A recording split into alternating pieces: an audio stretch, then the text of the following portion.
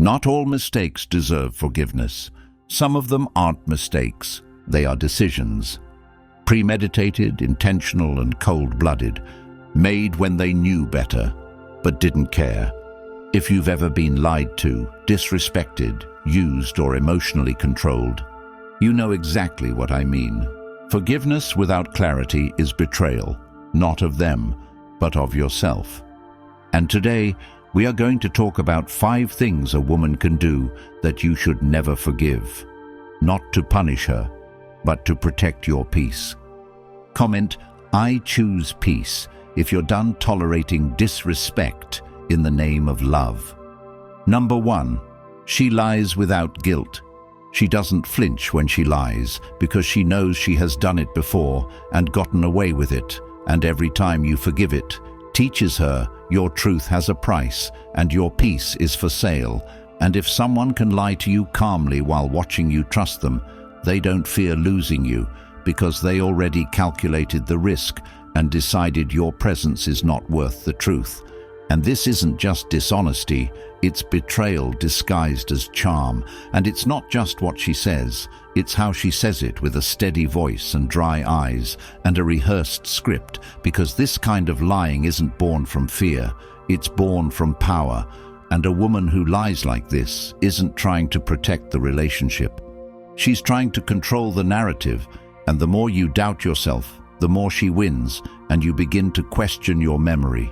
Rewrite your instincts, apologize for being suspicious, while she tightens her grip on the version of reality she wants you to accept. Because if she can make you question your own eyes, she can make you accept anything.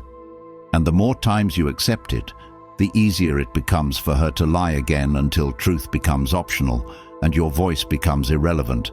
And then you realize this isn't about trust anymore, it's about survival and how many betrayals you're willing to absorb just to keep the peace.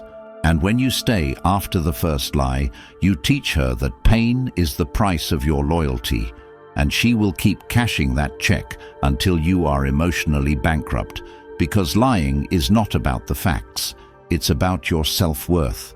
And every time she watches you catch her and stay, she learns that your tolerance is higher than your self-respect, and you think she will change. But why would she change when there's no consequence? And this is where most lose themselves, thinking forgiveness is strength, when in reality it becomes the very weapon used against them. And if you find yourself explaining the obvious, replaying conversations, rereading messages, trying to find the exact moment things shifted, you are already under the influence of deception, and a person who values you will not put you in a position to question your sanity. And if you catch someone in a lie and they get defensive instead of apologetic, they're not sorry they lied, they're sorry they got caught. And in that moment, you are no longer dealing with a misunderstanding. You are facing a person who sees manipulation as a strategy and emotional confusion as a tool. And if you have ever walked away from a conversation more confused than when you entered it, ask yourself why and pay attention. Because when someone lies to you with full awareness, you are no longer in a relationship built on love. You are participating in one built on control, and you cannot love someone through a lie. You cannot reason with deception, and you cannot fix someone who benefits from your confusion. And the longer you stay, the harder it becomes to see clearly, because the brain starts to normalize dysfunction to protect you from cognitive dissonance. And soon, your peace becomes dependent on walking on eggshells, and your happiness becomes tied to the absence of conflict rather than the presence of truth. And this is how emotional decay begins, not with yelling or fighting, but with subtle silence, with dismissive shrugs, with smiles that don't reach the eyes. And if you're still hoping that one more conversation, one more chance, one more explanation will fix it, understand this. People don't change when they're comfortable. They change when they lose access. And if you keep rewarding lies with presence, you are training someone that truth is optional and access to your life does not require integrity. And so what do? You stop over-explaining. You stop defending your position. You stop collecting evidence, and instead you start observing behavior without emotion and you trust patterns over promises, because people may lie with words, but they tell the truth with repetition. And if someone lies once and owns it with remorse, maybe there's hope. But if they lie and then lie again to cover the first, you're not in love, you're in denial. And when the time comes to walk away, it won't be easy because your mind has been stretched to doubt its own clarity. But the moment you reclaim your truth, you reclaim your strength. And when you walk away from someone who thought lying to you was normal, you're not losing love, you're losing manipulation. And what you gain is worth more than the false peace you've been surviving on. And you begin to rebuild, not with bitterness, but with boundaries, not with anger, but with awareness. And this is how you heal, by recognizing that love is not supposed to hurt this way, that truth is not supposed to be negotiated, and that forgiveness is not meant to be a free pass for repeated betrayal, but a tool to release yourself from pain without reopening the door to the one who caused it. And so the next time you catch the lie, the next time your gut tells you something's off, don't ignore it. Don't explain it away. Don't wait for more proof. Because truth doesn't always come with evidence, but it always comes with peace.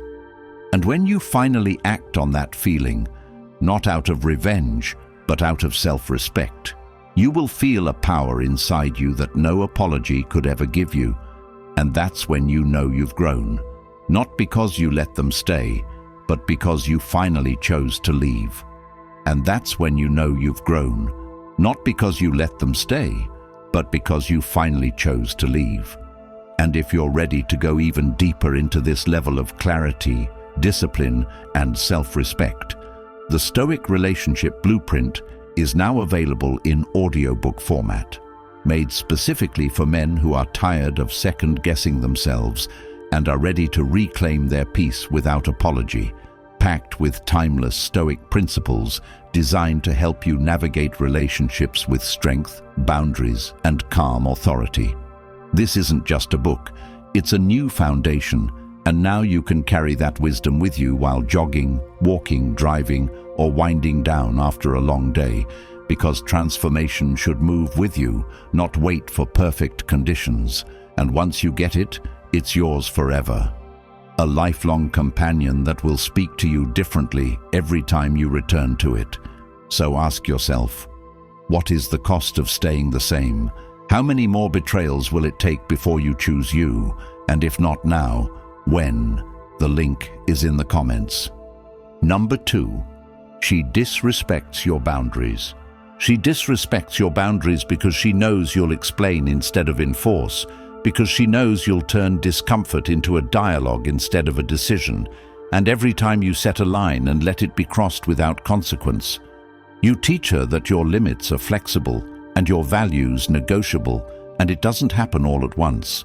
It starts small, like ignoring your request for space during arguments, turning every disagreement into a spectacle, brushing off your serious tone with jokes, using your vulnerabilities as punchlines later, and when you raise concerns, she smirks. Not because she misunderstands, but because she understands all too well that if she can wear you down emotionally, if she can drag you into constant clarification, then she controls the frame, and once she controls the frame, she controls the relationship, because in her world, your boundaries become suggestions, and her behavior becomes the standard. And this isn't about love or misunderstanding, it's about dominance, and you become the one always adjusting, always shrinking, always tiptoeing around moods and reactions that have nothing to do with mutual respect, and everything to do with testing how much control she has. And when you try to enforce boundaries, she flips it, and now you're too sensitive, too rigid, too serious. And if you buy into that framing, you start to self-edit, you start to say less, expect less, tolerate more, and all in the name of keeping the peace that doesn't actually exist, because peace without respect is just emotional submission, and this is how men lose themselves, not because they don't know their worth, but because they get convinced that asserting it is abuse, and so they trade clarity for compromise and slowly forget what it feels like to be valued and not tolerated. And you begin to second-guess yourself, wondering if you're asking for too much when all you asked for was consistency, when all you wanted was to not be mocked when you speak, or ignored when you withdraw, or shamed when you decide to be silent instead of explode. And this is the trap. The more you try to explain your boundaries, the less they matter, because real boundaries aren't explained, they're demonstrated. And if someone needs a TED Talk every time you ask for decency, they are not confused, they are challenging you. And the only reason they keep winning is because you keep thinking love can exist without respect. And the truth is, it can't, and it never will. And it's not because you didn't try hard enough, it's because you stayed long after you knew your words didn't carry weight. And when you stay in that place long enough, you start to believe that losing yourself is normal, and that's when resentment grows, silently, like a vine around your neck, choking your peace day by day, until you wake up and realize you're walking on eggshells in your own house, measuring your tone, filtering your feelings, erasing your opinions just to avoid conflict. And if you're there now, you know exactly what I mean. And if you're tired of pretending that every disrespect was a misunderstanding, you have to make a decision, not a speech, not a debate, a decision. And that decision is to stop chasing basic respect and start requiring it. And it's not loud, it's not violent, it's a quiet shift where you stop repeating yourself, you stop checking if your tone was too harsh, you stop writing novels to justify your boundaries, you just act. And that action is distance, not out of spite, but out of necessity, because someone who disrespects you repeatedly after you've explained yourself clearly does not value you. They value the control they get when you keep explaining and hoping and returning. And when you finally stop doing that, when you remove yourself from the cycle, the power dynamic collapses, and they either rise to meet your standards or reveal that they never intended to in the first place. And either way you win, because you reclaim your time, your voice, your energy. And no, it won't be easy at first, because you've trained yourself to confuse disrespect with passion, chaos with connection, resistance with love. But that ends now, because real strength isn't in how much you can tolerate. It's in how little you settle for once you know what you're worth. And if you want to change your life, start here. Stop arguing with people about the lines they already knew they were crossing. Stop justifying your worth to people who benefit from you forgetting it. Stop trying to heal in the same environment that broke you, and get clear, not emotional, not bitter, clear, and act like someone who refuses to be disrespected twice. And when you do that, the right people will honor you without reminders, and the wrong people will disappear without closure. Either way, you win, because you finally understand that peace is not something you ask for. It's something you enforce, and the moment you prioritize peace over presence is the moment you start living with self-respect. Number 3, she manipulates your emotions. She doesn't need to raise her voice to control you, because she learned early that silence can scream louder than words, and withdrawal can hurt more than shouting.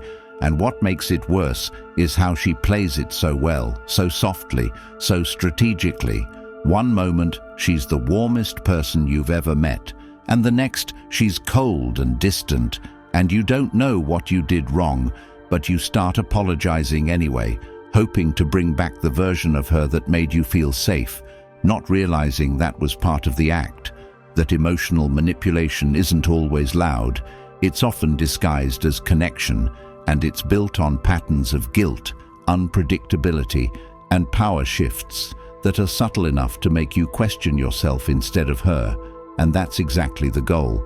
Because if she can control how you feel, she can control what you do. And the worst part is how she uses your empathy against you, how she cries just enough to make you feel like the villain, how she disappears just long enough for you to beg, how she praises you just enough to keep you hoping. And soon you become addicted to the cycle, chasing her approval like a drug, confusing relief with love, mistaking her reappearance as reconciliation when in fact it's just a reset of the control. And it's so hard to explain to anyone because from the outside, it doesn't look like abuse. It looks like miscommunication, like emotional differences, but inside you're walking through a maze of unspoken rules where her moods dictate your day, where her silence becomes punishment, where your joy is dependent on her validation, and you slowly lose yourself, not all at once, but piece by piece, trading your peace for moments of her attention. And when you try to bring it up, she flips it, tells you you're overthinking, too emotional, that she was just tired, just joking, just reacting. And because you love her, you give her the benefit of the doubt again and again until there's nothing left to doubt except yourself. And this is how emotional manipulation works. It's not about love or honesty or conflict resolution. It's about conditioning, breaking down your ability to think clearly so that her behavior becomes the standard and your pain becomes your fault. And it's subtle at first, like her questioning why you need space, why you're being distant, even when you've explained yourself. Then she starts guilt-tripping you when you focus on your goals, shaming you when you're not emotionally available, and when you express discomfort, she frames it as insecurity. So now you don't just feel misunderstood, you feel ashamed for having needs, and once that shame sets in, you start silencing yourself, thinking maybe if you just work harder, love better, give more, then she'll stop pulling away, stop blaming you for her unhappiness, stop treating your care as weakness, and the moment you tie your worth to her emotional state, you've handed over your power. And now she decides when you feel like a man, when you feel heard, when you feel good enough, and you start living in her emotional weather, dressing your words based on her mood, adjusting your dreams to avoid her resentment.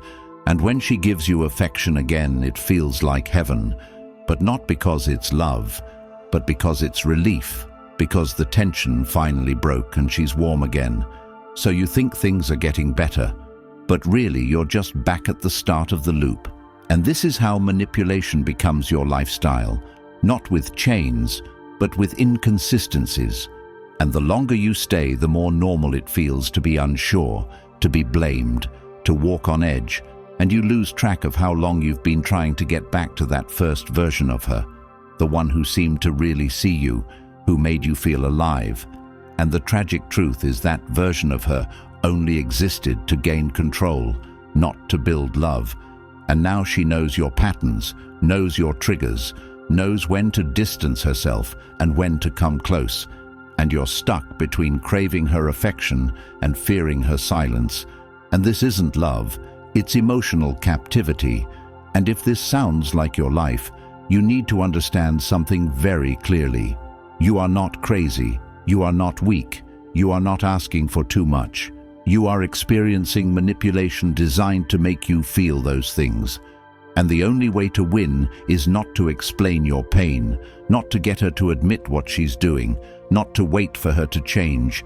It's to step back, quietly, fully, and take inventory of who you were before this cycle started, and rebuild from there, not with blame, but with truth, not with guilt, but with clarity. And that means no longer justifying red flags because of shared memories, no longer chasing closure from someone who benefits from your confusion, and no longer waiting for someone who disappears when accountability shows up. And if you're scared to leave because you think no one will understand this. Staying in a cycle that erases your identity is not love. It's slow emotional death, and you cannot heal in the same environment that caused your wounds. And you cannot keep returning to someone who uses love as leverage and expects you to earn basic decency with obedience. And if you want to take your power back, it starts with emotional discipline, with learning that not every silent treatment deserves a reaction, not every guilt trip deserves an explanation, and not every manipulation deserves another chance. And this is how you reclaim yourself, not by getting revenge, not by making them see your worth, but by refusing to let your emotions be someone else's tool ever again. And that means building a life where your peace is protected by distance. Your clarity is stronger than your longing, and your love for yourself is no longer up for negotiation. Number 4, she shames your masculinity. It starts when she criticizes what you're proud of, when your strength becomes something she jokes about, when your assertiveness is labeled aggression, when your leadership is mocked as control, when your silence is called weakness, and when your focus is treated like neglect, and you don't notice it at first because it sounds playful, because it comes with a smile, because it's dressed in sarcasm, but underneath it's cutting at something deeper. It's training you to associate shame with your nature, and slowly you start doubting the things that once made you confident, second-guessing the instincts that once made you reliable, softening your tone when you speak truth, shrinking yourself in moments that require presence, not because you've changed, but because you've been trained to believe that who you are is too much, too hard, too cold, too direct, too logical, too focused, too independent. And the truth is, it's never been about your character. It's about control. Because when someone can make you ashamed of what makes you grounded, they no longer need to argue with you. They just need to make you feel wrong for being you. And when you start apologizing for being decisive, for being structured, for being forward, you start betraying yourself in small ways, saying yes when you mean no, avoiding leadership when you feel called to guide, hiding your insight so others don't feel insecure, and soon your self-betrayal becomes your baseline. And this is the invisible damage no one talks about, the psychological erosion that happens when you allow someone to redefine strength as toxicity, to recode discipline as cruelty, to label your clarity as arrogance. And if you've ever been in a place where every natural instinct you express is met with suspicion, resistance, sarcasm, or shame, then you know exactly what this feels like. And if you've started dimming your light to make someone else feel brighter, you are not evolving, you are erasing, and you need to wake up to this before your identity becomes a performance you maintain just to avoid conflict. Because when she mocks your goals, your structure, your mindset, she's not challenging you, she's sabotaging you under the mask of honesty. And this is the difference between a partner and a critic. One holds you accountable while honoring your essence. The other deconstructs your essence until you're unrecognizable to yourself. And the longer you stay in that space, the harder it becomes to see the manipulation for what it is, because you've been trained to believe that pleasing others is growth, that staying quiet is maturity, that being accepted means abandoning your instincts. But the truth is, real connection never requires you to shrink. And if someone makes you feel small when you speak with certainty, if they shame your ambition, minimize your dreams, mock your structure, you are not loved, you are managed. And you don't owe anyone an explanation for how you move when your intent is clear. And if someone feels the need to constantly remind you to be less, to soften your drive, to delay your action, it's because they benefit from your confusion, not your clarity. And the more they succeed in making you second-guess yourself, the less you lead your life with authority. And this is why you have to draw the line, not by convincing her, not by defending yourself endlessly, but by standing in who you are so completely that no opinion can override your own vision. And this is where Stoic discipline becomes critical, because your job is not to change her mind, it's to stay unmoved by emotional tactics meant to shift your center. And if someone is constantly agitated by your presence, your truth, your firmness, then it's not because you're wrong. It's because you're reminding them of the standard they abandoned. And instead of rising, they want you to lower yours. And the moment you do, you start losing the very thing that made you valuable to begin with. And this is why you don't argue, you don't plead, you don't try to explain masculinity to someone who only wants to shame it. You live it with such quiet strength that anyone trying to control you is left talking to themselves. And if they leave because of that, let them, because anyone who mocks your foundation was never building with you in the first place. And if you're asking how to stop this cycle, start by making peace with being misunderstood, by no longer shrinking in the face of discomfort, by standing firm when your values are challenged, and by refusing to beg for the kind of love that can only survive if you pretend to be someone you're not. And when you do that, you reclaim more than your pride. You reclaim your center, and that center is not up for debate. Number 5. She breaks your values. A person who crosses your core values without hesitation, without apology, and without change is not just hurting you. They're reshaping you, turning your silence into consent, and if you allow it long enough, your values won't just bend, they'll disappear. Not because you forgot who you were, but because you kept allowing someone into your life who refused to respect the non-negotiable, and over time what was once a firm line becomes a blurry memory, and you find yourself tolerating what you once swore you'd never allow, excusing the inexcusable in the name of love. And this is the slow death of identity. It doesn't happen with one betrayal. It happens through repetition, through exposure, through the false hope that one day they'll see the damage they're causing and change on their own. But that's the trap, because someone who violates your values and stays comfortable doing so isn't looking for connection. They're testing how far you'll go to keep them around, and every time you say it's okay when it's not, every time you say I forgive you just to stop the fight, every time you say I understand when your gut screams that you don't, you're not saving the relationship, you're killing the parts of you that keep you whole. And people think betrayal only looks like cheating, but betrayal is also emotional dishonesty, disrespect of boundaries, neglect of effort, constant minimization of your beliefs. And when someone makes you feel wrong for wanting honesty, loyalty, accountability, they're not just crossing lines, they're redrawing your world so their dysfunction becomes your normal. And it's not about perfection, it's about principle. Because you can love someone deeply and still realize they are not aligned with your values.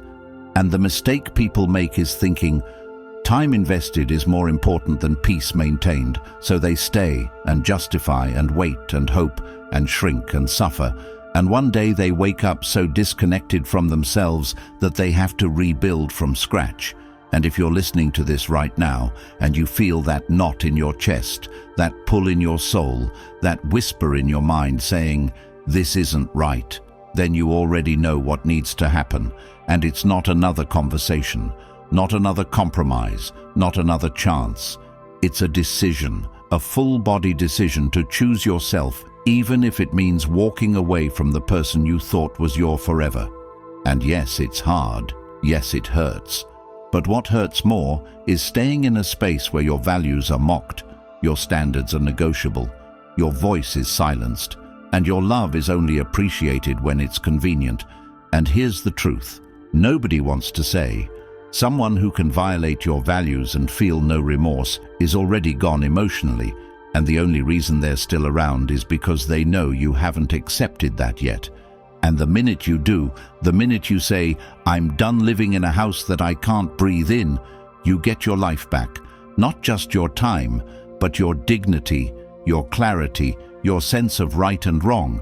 Because values aren't just beliefs, they're your compass, your direction. And when someone rips the compass out of your hands, you don't just get lost. You lose time, you lose energy, you lose years trying to convince yourself that you can love someone into integrity, but you can't. Because integrity isn't taught, it's chosen. And the person who breaks your values and doesn't feel it, doesn't see it as betrayal. They see it as their right. And if you stay, you teach them they're correct. And if you want to reclaim your self-worth, it begins not with rage, not with vengeance, but with silence, with distance, with rebuilding your house from the ground up and deciding that next time, access to your heart requires alignment with your core. And no matter how charming, beautiful, or familiar someone is, if they don't respect your values, they don't respect you. And when you finally enforce that truth, you don't just protect your peace, You evolve into someone who will never again apologize for having standards that honor the life you're building. They never wanted you to hear this, because a man who sees clearly is a man who can't be controlled. And once you reclaim your peace, your boundaries, your vision, you become dangerous to every system built on your silence. That's why the Stoic relationship blueprint exists, to give you the tools they hope you never find. It's not just a book, it's a weapon of clarity. It's now in audiobook format, so you can walk, jog, drive, live, and still feed your mind with timeless principles that will reshape everything. Comment, "I choose clarity," if you're ready to grab it now. The link is in the comments.